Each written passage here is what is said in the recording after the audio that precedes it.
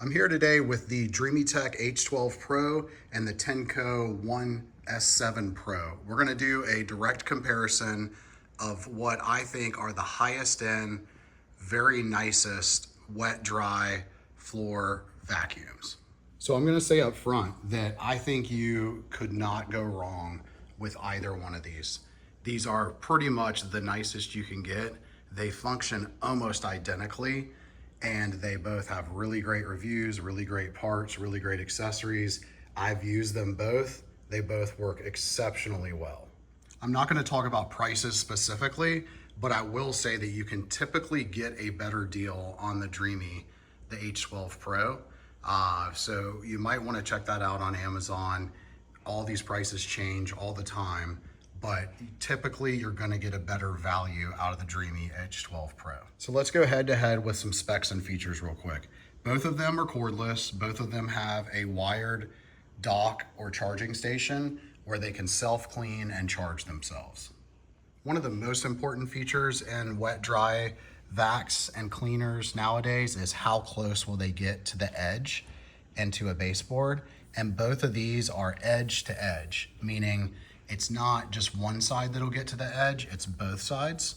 So some of the lower end models you'll see have a spacer on one side and then no spacer on the other side, or spacers on both sides. Not the case with these. As you can see, both of them have the clean solution holder back here on the back, and both of them have the dirty water holder up here on the front. Both are all of the above are very easy to remove and to fill or empty. The H12 is listed as having a 0.90 liter capacity, whereas the Tineco, the S7, is listed as having a 0.85 liter capacity. The S7 Pro comes in at 11.31 pounds, and so it's still pretty lightweight for what it can do. Whereas the H12 comes in slightly lighter at 10.5 pounds. The runtime on the Tineco S7 Pro is about 5 minutes longer at roughly 40 minutes, whereas the H12 by Dreamy is about 35 minutes. Even though the width of the rollers can sometimes be listed as different widths, they're actually identical. So I measured them both. They're roughly 10 inches, both of them. Almost down to the millimeter, they are the same. Both the machines have self-cleaning modes and go on their docks very easily and nicely. And I'll just go ahead and wrap up this comparison with saying, again, these are super comparable machines.